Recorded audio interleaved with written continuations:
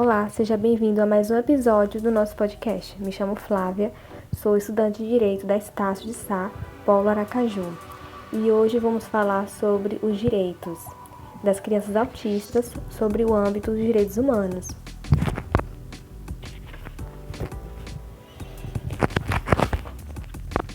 Neste episódio, a gente vai explorar como as leis e as políticas públicas e a sociedade têm ou não têm garantido os direitos fundamentais dessas crianças. E também vamos trazer reflexões de especialistas, compartilhar as principais dúvidas e, principalmente, abrir espaço para escuta ativa e empatia. Porque falar sobre autismo e direitos humanos é, no fundo, falar sobre humanidade, sobre o mundo que estamos construindo e o mundo que ainda podemos transformar. Fica comigo, porque esse episódio pode mudar a forma como você enxerga inclusão, justiça e infância. E começamos com uma pergunta que foi respondida pelo Dr. Danilo. E a primeira pergunta é: como o Estatuto da Criança e do Adolescente protege crianças autistas no Brasil? O Dr. Danilo destacou que o Estatuto da Criança e do Adolescente protege as crianças como um todo, dizendo que todas as crianças têm o direito à educação, saúde, dignidade, justiça e inclusão. Mas o mesmo acredita que o termo autismo não seja mencionado diretamente. E a segunda pergunta é: as crianças autistas têm direito ao acesso prioritário à educação inclusiva? Sim, temos a Lei Berenice Piana, Lei 12.764 de 2012, que é uma lei específica que aborda o autismo. Ela institui a Política Nacional de Proteção aos Direitos da Pessoa com Transtorno do Espectro Autista. A Lei Berenice fala de forma explícita que as pessoas autistas têm o direito à educação em todos os seus âmbitos, sendo vedada a recusa de matrícula ou cobrar valor adicional, sendo caracterizado como crime de discriminação. A terceira pergunta é de conhecimento geral que as crianças autistas têm direito ao acesso prioritário na educação inclusiva.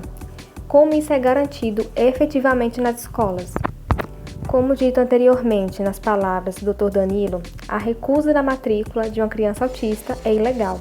A criança autista pode e deve conviver com crianças neurotípicas.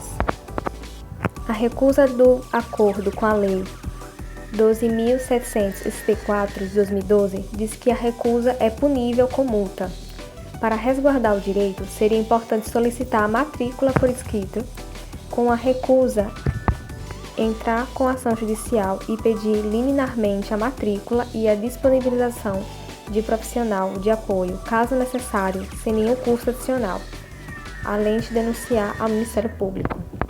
Quarta pergunta: quais são os deveres do Estado em relação à saúde integral de crianças autistas? O Dr. Danilo disserta que o Estado tem que providenciar o diagnóstico precoce e acompanhar todo o desenvolvimento do autista, dando tratamento adequado e ininterrupto, além de disponibilizar toda a infraestrutura para o autista poder viver em sociedade de forma digna. E uma curiosidade que vale ressaltar é que o advogado Dr. Danilo ressaltou que recentemente viu que alguns aeroportos brasileiros estão disponibilizando salas multissensoriais para criar um ambiente mais acolhedor para os autistas. E agora vamos começar com as respostas de um questionário enviado para a doutora Thaís Castro, advogada. Uma pergunta considerada essencial quando o assunto é inclusão: como a Lei Brasileira de Inclusão protege os direitos das crianças autistas? A LBI protege os direitos das pessoas autistas a partir do momento que essas são equiparadas às pessoas com deficiência, na Lei Berenice Piana, Lei 12.764 de 2012. Como foi citada anteriormente, ela traz todos os direitos inerentes e principalmente inalienáveis, com o direito à saúde e educação, e ainda dispõe a importância do rompimento de barreiras, que é um dos fatores mais sufocantes para as famílias neurodiversas que convivem diariamente com barreiras atitudinais. Outra pergunta respondida pela doutora Thaís Castro foi: Crianças autistas têm direito a um acompanhante especializado na escola? E a resposta foi: as crianças possuem esse direito desde que comprovada a necessidade, conforme a Lei Berenice Piana. Contudo, infelizmente, não é algo que realmente ocorre na prática, porque muitas vezes o profissional que acompanha o aluno sequer possui o conhecimento prévio do que é autismo e como pode lidar e favorecer o desenvolvimento e educação. Ainda estamos a longo passos de ter realmente um profissional capacitado e que desempenhe suas atribuições com maestria. E a terceira pergunta foi: em caso de violência ou negligência, como garantir proteção especial às crianças no espectro autista? Segundo as recomendações da advogada Thaís Castro, seria procurar delegacias especializadas em vulneráveis, acionar o conselho tutelar e procurar auxílio jurídico com o advogado de sua confiança para fazer todos os procedimentos de forma correta e segura. Caso não possua meios de pagar o advogado particular, basta procurar a Defensoria Pública da sua cidade. E a quarta pergunta: quais políticas públicas existem para promover a inclusão social de crianças no espectro? Existem muitas políticas públicas, principalmente aqui em Sergipe, porém sua aplicabilidade é irrisória, demonstrando que fazer apenas leis, não fiscalizá-las, gera apenas um abarrotamento e criação de status para aqueles que criam. Há a Lei de Superioridade, a Política Estadual de Proteção dos Direitos da Pessoa com Transtorno do Espectro Autista, o CIP-TEA, em Itabaiana, prioridade de atendimento em postos de saúde. E a quinta e última pergunta respondida pela doutora Thaisa Castro foi: o que a família deve fazer se os direitos da criança autista forem violados em ambientes públicos? Segundo as instruções da doutora Thaís Castro, seria ligar para a polícia e entrar em contato com um advogado de sua confiança. Evitar tomar atitudes precipitadas no momento de raiva, como exposição de nomes e o rosto do violador ou dos violadores dos direitos, para que não gere implicações cíveis posteriores pelo uso de imagens. E última pergunta, e não menos importante, respondida pelo Dr. Robert Viana, é: como o Brasil tem se posicionado internacionalmente quanto à proteção de direito das crianças autistas e que lição podemos aprender de boas práticas adotadas em outros países?